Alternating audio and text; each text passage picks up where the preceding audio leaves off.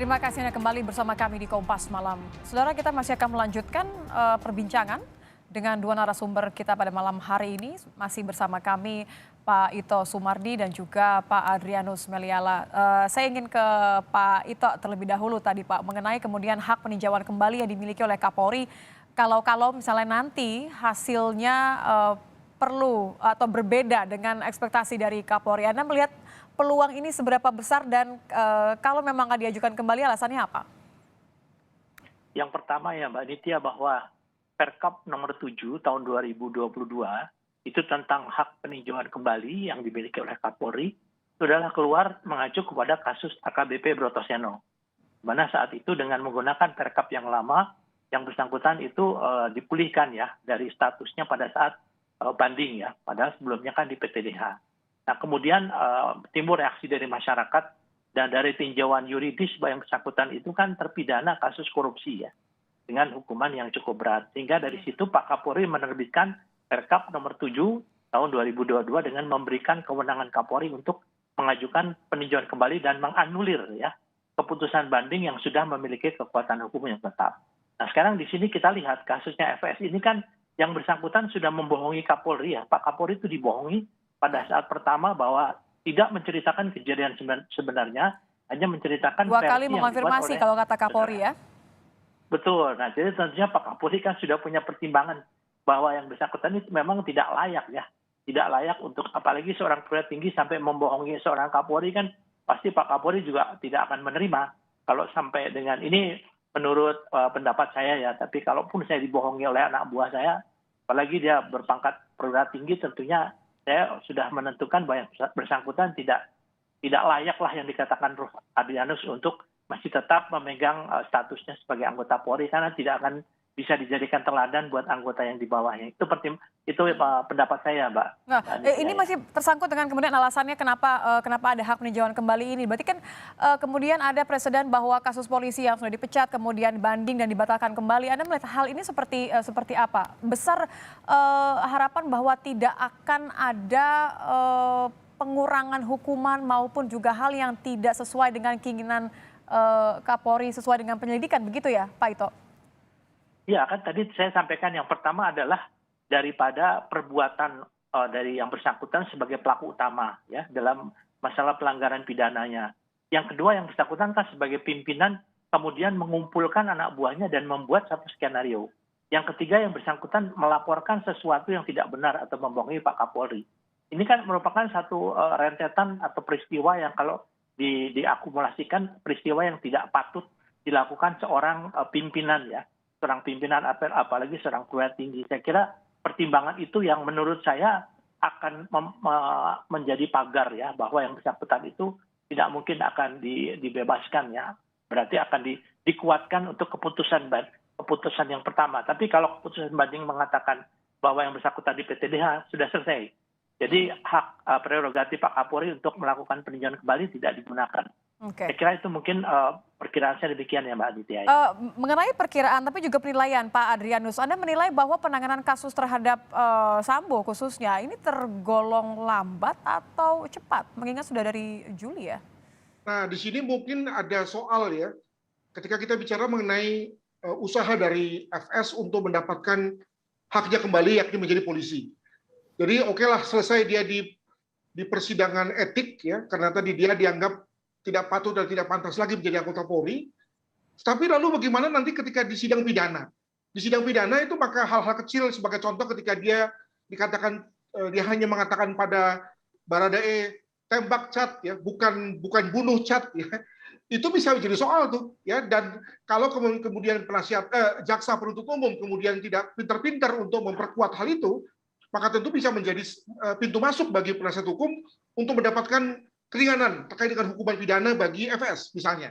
Karena alasannya apa? Karena persoalan masalah diksi berarti?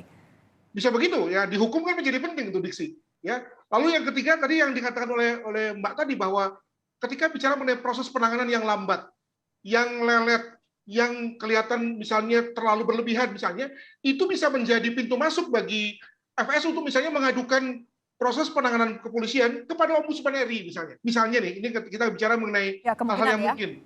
Yang keempat adalah misalnya dia juga bisa mengadukan masalahnya ke PT UN. Wah, itu hak dia juga tuh. Jadi sekali lagi masih panjang cerita nih, yang kemudian lalu kalau kemudian kita lengah begitu ya, kalau kita pakai kata-kata kita, maka kemudian bisa menjadi sumber atau hal yang meringankan bagi FS. Demikian. Adakah kemudian hal yang luput untuk memastikan bahwa penyelidikan kemudian juga pemberian pasal yang menjerat artinya ini tidak memberikan celah bagi Sambo? Ya, kalau untuk pelaporan kepada Ombudsman, tentu ada hal-hal yang menjadi tekanan. Demikian juga kalau pelaporan kepada PT UN, memang keduanya itu tidak dimungkinkan untuk berjalan bersamaan, harus salah satu. Itu juga hal yang saya kira juga merugikan FS kalau kemudian mau mencoba jalan itu. Nah, kalau kita bicara mengenai konteks pidana, maka pembuatan konstruksi kasus ya itu mesti betul-betul bagus tuh dan diperkuat dengan bukti agar kemudian lalu hakim betul-betul percaya, yakin, dan kemudian lalu misalnya mau memberikan hukuman yang mungkin yang maksimal kepada yang bersangkutan, atas yang bersangkutan, begitu. Jadi seharusnya seperti apa sih Pak Ito, kalau tadi Pak Adrianus menyebutnya ini harus diperhatikan mengenai jalannya nanti sidang pidana nanti gitu. Tapi kalau Anda melihat ini sudah cepat, sudah on track, atau lagi-lagi tergolong lambat? Ya, saya kira begini Mbak, kita kembali kepada sebetulnya kan kasus ini akan menjadi kasus yang sederhana kalau tidak ada pengaburan ya, yaitu bagaimana dia merekayasa tempat kejadian, kemudian barang bukti juga banyak yang dihilangkan, dirusak, ya? Banyak yang dihapus ya. Jadi ini kan membuat kasus ini menjadi rumit ya. Kemudian juga sistem peradilan di tempat kita ini memungkinkan yang bersangkutan untuk mengajukan karena haknya untuk peninjauan kembali ya melalui PT UN. Tadi juga disampaikan kalau di kepolisian kan tidak bisa. Kemudian juga yang ketiga juga dengan adanya sidang kode etik ini sebetulnya bagi penuntut umum ini juga menjadi satu poin yang penting untuk bisa menguatkan unsur pidana yang dikenakan kepada yang bersangkutan, terutama perencanaan. Kan dari obstruction of justice, ya, kemudian menghilangkan barang bukti, merusak barang bukti, itu kan perencanaan. Jadi itu nanti akan menjadi poin untuk di unsur pidananya ke-340-nya, Mbak. Demikian, Mbak. Jadi ini justru malah bisa membantu nanti untuk proses pembuktian nanti akan lebih cepat, begitu ya Pak Ito ya? Betul, betul, Mbak. Oke, saya kembali ke Pak Adrianus. Kalau kemudian sidang etik nanti ini kan sudah selesai, semua banding sudah akan selesai, menurut Anda pembuktian apa lagi yang dibutuhkan saat ini untuk mempercepat proses? Nah, ini tadi yang saya mau sedikit mengelaborasi apa yang dikatakan oleh Pak Ito ya. Kalau kita bicara mengenai obstruction of justice itu kan sesuatu yang terjadi pasca tidak pidana, yakni tidak pidana pembunuhan.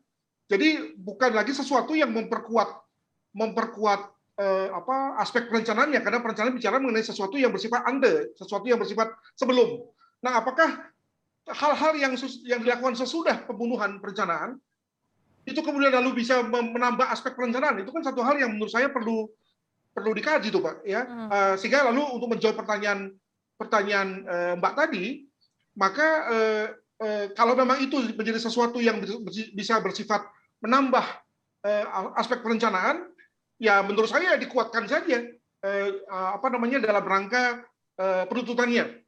Perhatikan bahwa obstruction of justice yang dilakukan oleh FS ini kan beberapa nih. Dia adalah kalau dalam bahasa pidana kan dual pleasure ya, yang merupakan perencana. Ya perencana terhadap beberapa hal. Pertama terkait dengan CCTV, terkait dengan pembuatan BAP, terkait dengan pemberian rilis dari Divhumas macam-macam ya. Nah, itu yang kemudian mungkin bisa dianggap sebagai yang memperkuat walaupun bersifat post factum terkait dengan konteks perencanaannya. Mungkin begitu. Baik, terima kasih sudah bergabung bersama kami malam ini.